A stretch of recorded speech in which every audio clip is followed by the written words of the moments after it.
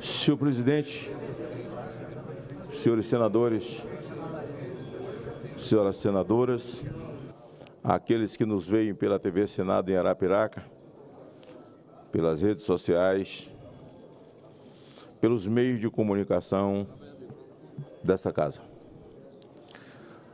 Ainda estou sob o impacto da inquietação, senador Girão, das aberrações que estão à luz do dia,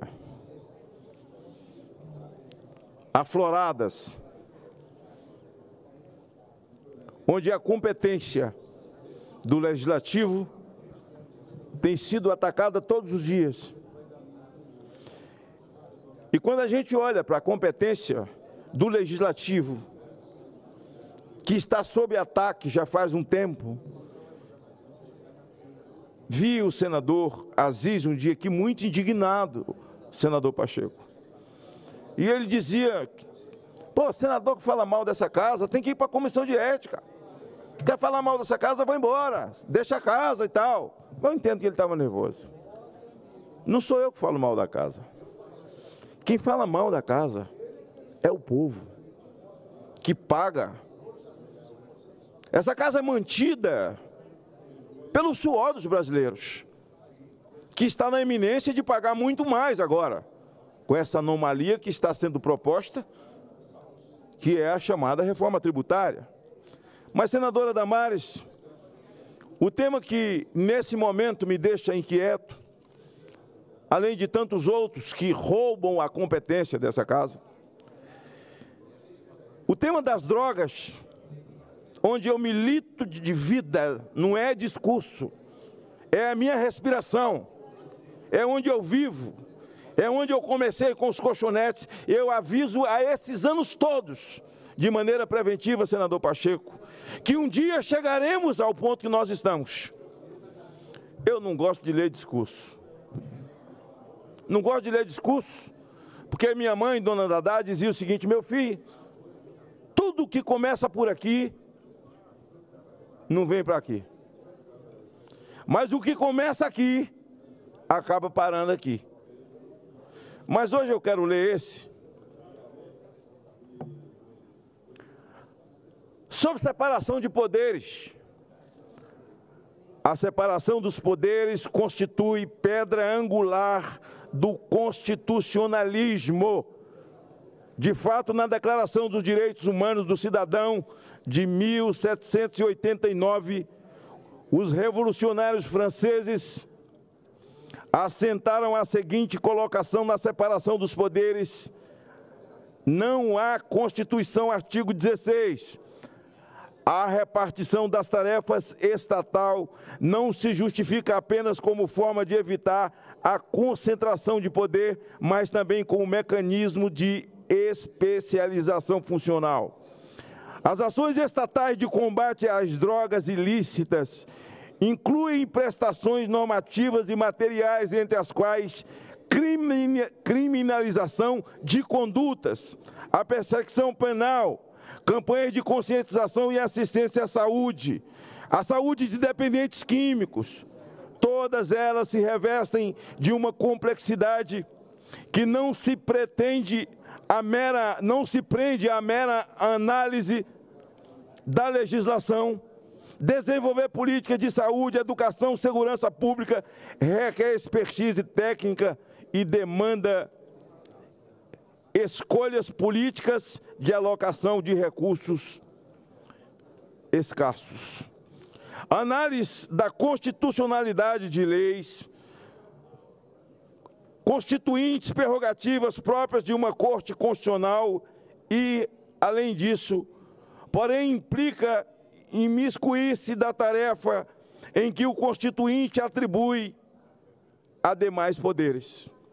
O próprio Supremo Tribunal Federal já determinou que o Poder Judiciário tem o dever de manter postura de deferência na hipótese em que os poderes disponham de maiores capacidades institucionais. O tema é complexo Estudos apontam consequências diversas em países que optaram pela descriminalização das drogas.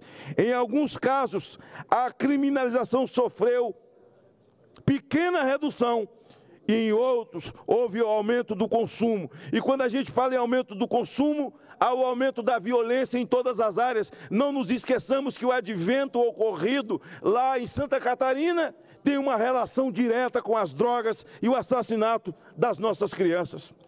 Vou para o final desse texto, porque eu não gosto de ler muito, e o contexto aqui é tudo aquilo que eu vou falar a partir daqui, porque o que está lendo está saindo daqui, mas vai chegar aqui.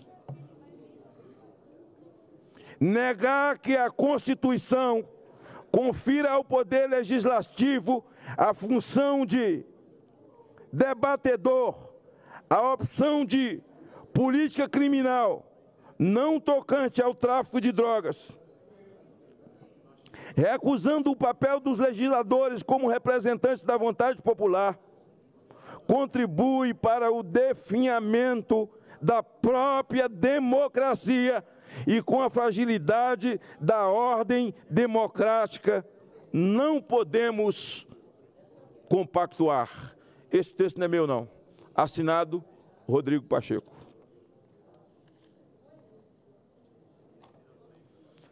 Esse texto foi escrito para a Folha de São Paulo, pelo presidente dessa casa. A descriminalização das drogas é competência do Supremo? Um não desse tamanho. Vossa Excelência cresce no meu conceito. No conceito do povo brasileiro, que se ainda tem um fio de esperança, a tem nesta casa. Vossa Excelência, semana retrasada, se pronunciou e falou uma frase: invasão de poderes, que não é coisa nova. Quem acompanha meus 16 anos de mandato aqui, os últimos 10 anos de mandato meu aqui, durante todo o tempo, não tem como esconder porque está lá. Em todo discurso meu tem 3 coisas. Eu falo sobre a minha mãe, eu cito a Bíblia e eu falo do ativismo judicial. Ninguém deteve. É como um menino mal criado. Você dá uma palavra a ele, ele repete, a mãe acha graça, não corrige, até porque o grande problema desse país, e se a esquerda promoveu uma desgraça nesse país, foi sectarizou o país sectarizado. Nordeste contra sulinos, aliás, Nordeste pode fazer consórcio, sulino não pode. Brancos contra negros, héteros contra homossexuais, a sectarização da nação, senadora Damares, foi o maior mal, a herança mais perversa que ficou. E aí, como um menino mal criado que faz, ninguém reclama, alguém chia e tal, ninguém fala nada, eles fazem de novo, e o ativismo judicial foi tomando o corpo, foi tomando o corpo, foi tomando o corpo, foi tomando o corpo, foi tomando o corpo. Senador Pacheco, eu escuto das pessoas que gostam de mim, senador Girão, nas ruas do Brasil, nos aeroportos do país, diz o seguinte: vai devagar, porque vale tudo, pode tudo. Nós precisamos do senhor lá. Se o senhor continuar nessa toada, eles vão lhe tirar. O que é que adianta eu aqui calado? Precisando de mim aqui para quê? Para receber salário? Ter um carro para andar? Ter assessores, o status e um botãozinho aqui. E hoje eu vim de paletó. Porque eu ia ler esse texto aqui do presidente e todo mundo ia achar que era um texto meu, mas é assinado pelo presidente Pacheco. Eu botei o paletó. Não sou chegado, não faz parte da minha indumentária, mas eu já coloquei o paletó. eu vou continuar falando sobre esse ativismo judicial. E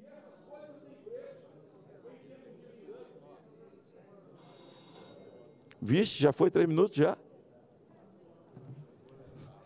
Essas coisas têm preço em tempos de vingança, senador Girão.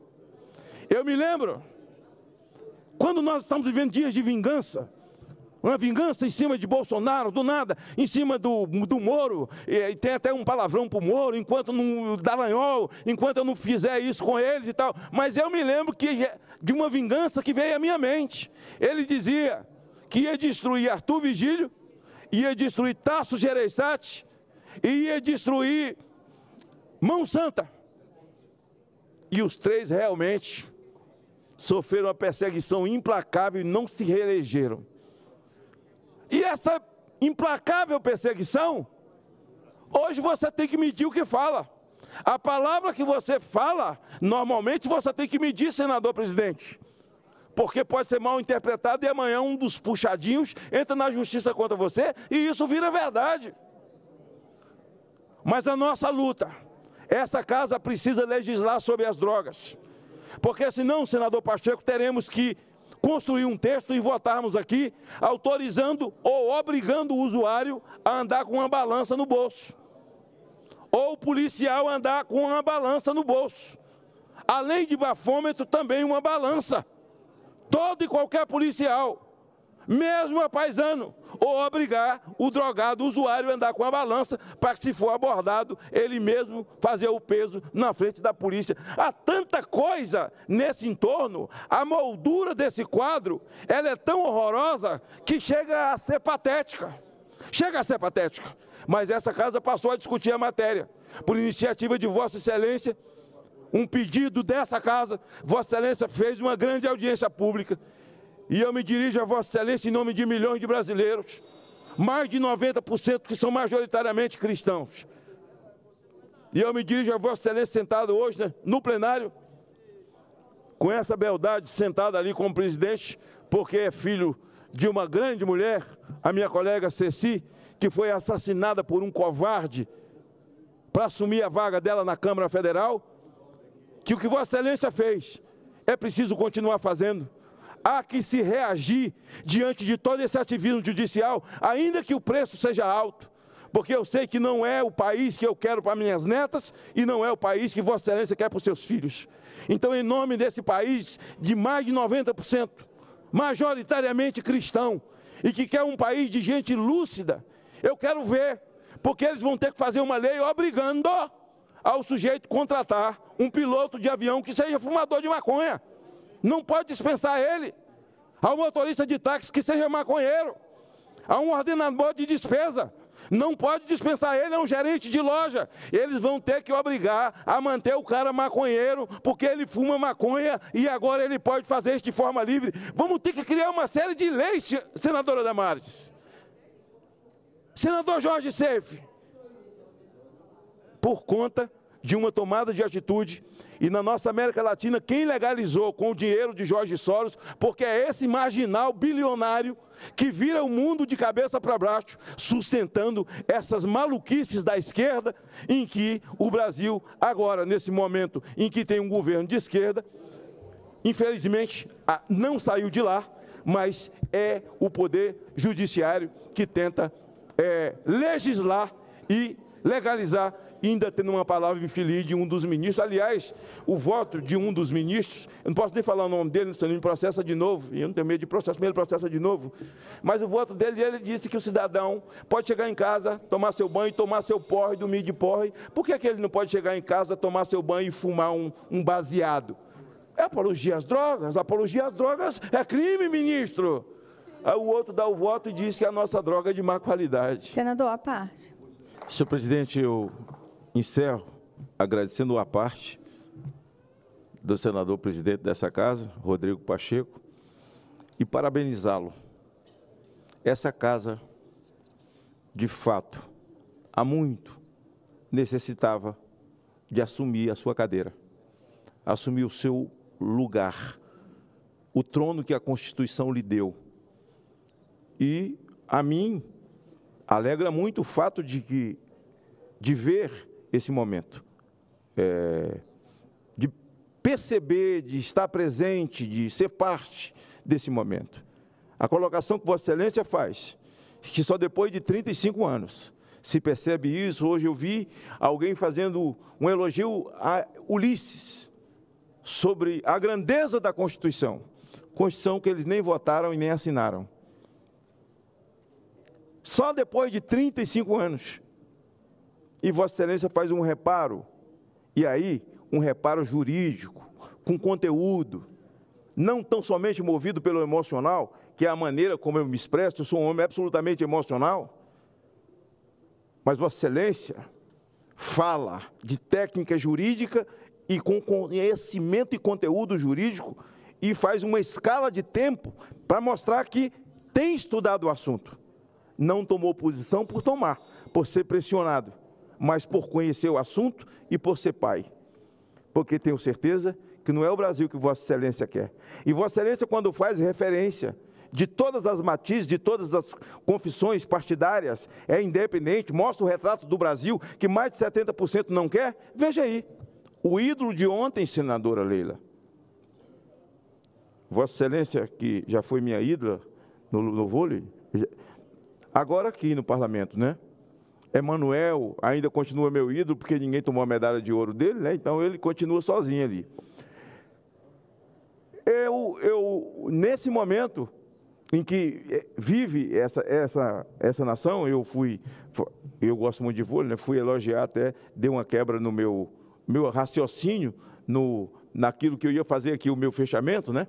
Mas vou fazer em função de que essa casa, de fato, hoje cumpre o seu papel, é o voto do então ídolo da esquerda, o advogado Zanin, glamourizado, inteligentíssimo. O cara soltou o Lula, achou uma filigrana jurídica, o mestre dos mestres, um cara que achou uma filigrana geográfica. Não era Curitiba, era aqui. Ele deu um voto contra a legalização das drogas.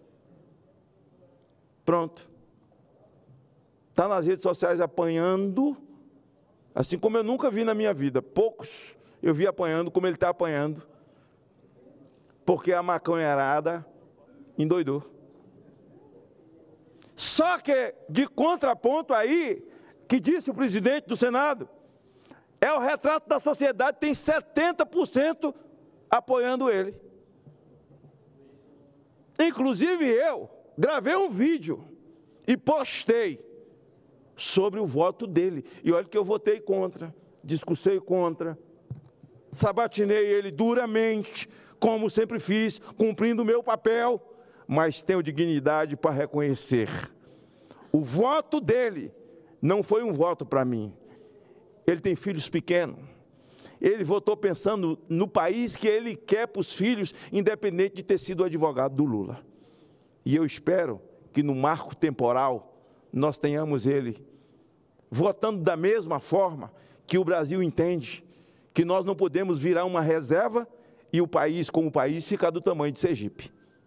Então nós temos muitos temas a ser debatidos, muitos, e quero dizer a Vossa Excelência que conte comigo para verbalizar aquilo que for necessário e verdadeiro, porque nasci desmamado, nada me acovarda, e as posições que eu acredito, eu caminho com elas. E a posição de Vossa Excelência, parabéns mais uma vez, engrandece essa casa e deixa todos nós, independentes, eu disse, de ser base de governo ou ser de qualquer partido, porque ser base de governo não é demérito nenhum mesmo. Demérito é subserviência. A atitude de Vossa Excelência é colocar o Senado na cadeira que a democracia e a Constituição reservou para ela. Muito obrigado, senhor presidente.